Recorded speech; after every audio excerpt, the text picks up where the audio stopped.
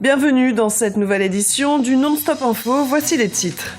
Impasse politique en Centrafrique, le nouveau Premier ministre Mahamat Kamoun n'a toujours pas formé de gouvernement 10 jours après sa nomination au poste de chef du gouvernement. Comment inciter au retour de la diaspora? La question est à l'ordre du jour en Guinée. Un fonds d'appui au projet des Guinéens de l'étranger a été mis en place. Les précisions dans cette édition. Et puis mobilisation pour endiguer la propagation du virus Ebola au Nigeria. Les médias sont invités à jouer leur rôle de relais d'opinion en véhiculant des messages préventifs. Les tractations pour former un gouvernement se poursuivent en Centrafrique 10 jours après la nomination d'un nouveau Premier ministre. Un temps de réflexion jugé trop long au regard de la situation qui prévaut dans le pays. Pour tenter de débloquer la situation, le médiateur de la crise centrafricaine, le président congolais Denis Sassou Nguesso, a réuni à Brazzaville les principaux acteurs du conflit. Aminata Djek. La République centrafricaine est dans une impasse politique. Le pays est toujours sans gouvernement, plus d'une semaine après la nomination du nouveau Premier ministre Mahamat Kamoun. Un blocage imputé à la présidente de la transition, Catherine Samba-Panza, qui n'aurait pas consulté les différentes parties avant de nommer le chef du gouvernement. Mais pour certains spécialistes, les causes sont plus profondes. Je vois au moins 3 causes à la situation de blocage en Centrafrique aujourd'hui. La première, c'est le bras de fer qu'a engagé la présidente de la République, Madame Samba Panza, avec la communauté internationale. Et il s'est avéré que ce n'était pas seulement la communauté internationale qui était en ligne de mire, mais aussi les acteurs centrafricains. La deuxième raison, à mon avis, c'est aussi la conférence de Brazzaville qui a débouché sur un accord dont les parties essentielles n'ont pas été rendues publiques, puisque la partie dont nous parlons n'était pas dans l'accord écrit qui a été signé par les différentes parties à Brazzaville. Et la troisième, me semble-t-il, j'ai l'impression que la classe politique centrafricaine a perdu l'idée même et l'esprit même de la responsabilité politique et attend tout de l'extérieur. Pour tenter de débloquer la situation, une délégation de 7 personnes s'est rendue ce lundi à Brazzaville, la capitale congolaise, pour rencontrer le président Denis Sassou Nguesso, médiateur dans la crise centrafricaine. Une réunion dont les conclusions ne sont pas encore communiquées. Personne ne peut aujourd'hui dire sur quel résultat va déboucher cette réunion de Brazzaville. On ne sait pas. Pour l'instant, il n'y a que des rumeurs dont certaines prédisent le changement de Premier ministre et donc le changement de M. Kamoun, et d'autres prédisent la fin de l'actuelle transition avec la présidente Samba Panza et une nouvelle transition, mais pour l'instant ce ne sont que des bruits de couloir, des rumeurs dont personne n'est assuré. Les résultats des travaux de la rencontre de Brazzaville seront connus dans les prochains jours et devraient déboucher sur un accord pour la création d'un gouvernement élu au suffrage universel. En Mauritanie, c'est Yahya Ould Ademine qui vient d'être nommé Premier ministre. Yahya Ould Ademine a été chef du service achat de la Société nationale et industrielle et minière, directeur général de l'assainissement, transport et maintenance. Il est diplômé de l'école polytechnique de Montréal et occupé jusqu'à présent le poste de ministre de l'équipement et des transports. Quels sont les défis et les priorités du nouveau chef du gouvernement mauritanien? Réponse avec Charles de Jouvenel.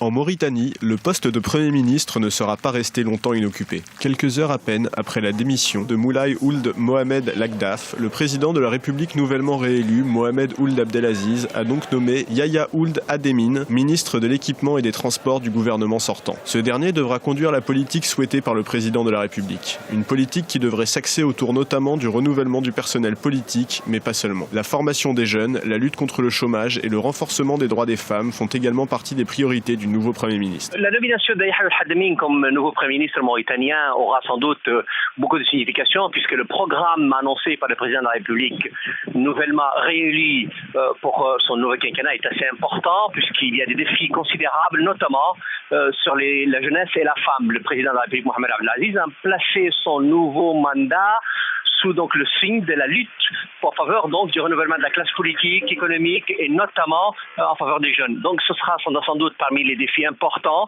que le nouveau Premier ministre Yahya Al-Hadami devra donc relever. Le nouveau Premier ministre devra donc conduire le deuxième temps de la politique du président Mohamed Ould Abdelaziz. Un deuxième temps consacré au redressement économique. En effet, après avoir, lors de son premier mandat, rétabli la situation sécuritaire en Mauritanie, maintenant est venu le temps d'assurer sa pérennité. Et là, Yahya Al-Hadami prend le relais pour encore une fois de nouveaux défis importants, notamment, je le disais tout à l'heure, la situation économique mauritanienne est plus globalement positive, les indicateurs sont plutôt bons, il reste à mettre en œuvre donc des éléments importants. Le premier mandat de Mohamed Abdelaziz était donc sous le signe de la lutte pour la sécurisation du pays. On oublie que c'était un pays qui venait d'une situation sécuritaire assez lointaine et assez difficile. Et là, le nouveau mandat se mettra donc sous les grandes réalisations qui vont sans doute devoir être mises en œuvre par le nouveau Premier ministre Yahya Al-Hadami. Mohamed Ould Abdelaziz a été réélu en juin 2014 avec près de 82% des voix lors d'un scrutin boycotté par une partie de l'opposition. Une opposition que le nouveau gouvernement mauritanien veut convaincre pour construire ensemble la Mauritanie. Le nouveau représentant de l'ONU pour la région des Grands Lacs, Saïd Djinnit, entame sa première tournée en Afrique centrale. Saïd Djinnit débute sa tournée dans la capitale kenyane, Nairobi, où se trouve son bureau. Du 25 au 26 août, le représentant de l'ONU pour la région des Grands Lacs se rendra à Addis Abeba, puis à Kinshasa, du 28 au 29 août. Objectif de la tournée, se mettre en contact avec les différentes autorités des pays des Grands Lacs et rencontrer les partenaires dans le cadre de la mise en œuvre de l'accord cadre d'Addis Abeba pour la paix, la sécurité et la coopération dans la région. Le retour de la diaspora, une promesse pleine d'avenir en Guinée. Les autorités ont mis en place un fonds dédié aux Guinéens de l'étranger et sous peu, un forum va être organisé. Objectif, créer un conseil des Guinéens de l'étranger. Reportage en Guinée de notre correspondant Mohamed Lamine Solanou. Le président Alpha Condé de nouveau plaide pour le retour de la diaspora.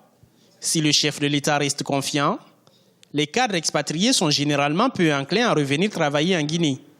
Outre le faible niveau de rémunération dans l'administration publique, moins de 130 € le mois pour les fonctionnaires moyens, le principal frein évoqué par des jeunes de la diaspora reste le risque d'instabilité politique.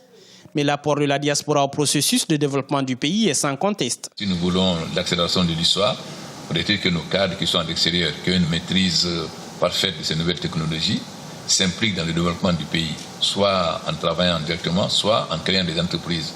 On a créé un fonds d'appui au projet des Guinéens de l'étranger pour permettre à tous les Guinéens vivant ailleurs qui ont des projets en Guinée ici, voir comment les aider. S'il est vrai que la trop grande disparité entre les modes de fonctionnement au travail ou autres lourdeurs administratives bloque dans leur élan une frange des ressortissants guinéens à l'étranger, certains arrivent pourtant à sauter le pas et évaluent l'apport des cadres de la diaspora au développement du pays. Que l'assistance technique que les États paient à certaines sociétés qui sont internationales ou bien dont le siège est implanté à l'extérieur, pour les États, a un coût énorme. Mais dans le cadre des politiques visant à intégrer donc la diaspora, on peut demander à ce que les assistants techniques donc venant de ces sociétés puissent être, pour la plupart d'entre eux, des personnes originaires du pays. Ça permettrait de faire revenir la diaspora dans le pays. Le gouvernement annonce l'organisation d'ici à la fin de l'année d'un forum de la diaspora. Il va permettre de mettre en place le Conseil des Guinéens de l'étranger. Le forum sera aussi l'occasion de recenser les Guinéens de l'étranger. Aucune statistique officielle n'existe encore, mais on estime à près de 4 millions de personnes le nombre de Guinéens vivant à l'extérieur. La situation ne cesse de se dégrader dans la capitale du Libéria, Monrovia, où le virus Ebola sème la panique. 4 civils ont été blessés par balle dans le quartier de West Point au cours d'affrontements avec la police et l'armée. Ces heures interviennent alors qu'un couvre-feu a été mis en place de 21h à 6h du matin. Et puis au Nigeria, autre pays africain de l'Afrique affecté par le virus Ebola, les autorités, elles, ont décidé de mobiliser les médias pour endiguer l'épidémie. Charles de Jouvenel. Les médias au service des autorités sanitaires. Au Nigeria, le rôle des journalistes prend de l'ampleur. En effet, face à l'expansion rapide de l'épidémie d'Ebola en Afrique de l'Ouest notamment, le rôle informatif des médias devient prépondérant. Ainsi, tenir la population informée des modes de propagation du virus, mais aussi de son avancée, des éventuels nouveaux cas détectés, sont autant d'éléments que les radios, télévisions et journaux se doivent désormais de mettre en avant. Plus important encore, ces mêmes médias font désormais passer des messages de prévention. Nous nous sommes assurés que nous avions placé des informations sur la façon de se laver les mains de manière efficace. Nous avons eu des réunions du plus haut niveau au plus bas sur la façon de se protéger.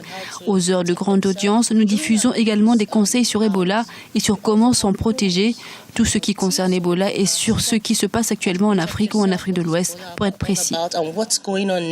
Le rôle des médias est aussi de démythifier une maladie au sujet de laquelle de nombreuses rumeurs circulent. Cette campagne de sensibilisation intensive semble porter ses fruits. Ainsi, les Nigérians seraient devenus plus conscients des implications de la maladie et des dangers qu'elle véhicule. Je n'ai pas peur du tout. Le fait est que quand on est atteint, on ne peut plus l'éviter. Mais tu serres la main des gens et tu fais les bases. Tu te laves les mains au moment où tu rentres chez toi et c'est bon. Tu peux dire aux gens que tu as le virus Ebola. Tant que tu te laves les mains, je pense que c'est bon. Tu peux vivre. Le 16 août, le nombre de personnes atteintes par le virus Ebola en Guinée, au Libéria, au Nigeria et en Sierra Leone s'élevait à 2240. Le nombre de victimes, elle, s'élevait à 1229. À l'heure actuelle, l'épidémie reste circonscrite à ces 4 pays.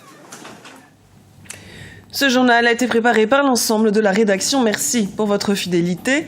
Dans un instant, une nouvelle édition du Non-Stop Info sur Africa 24.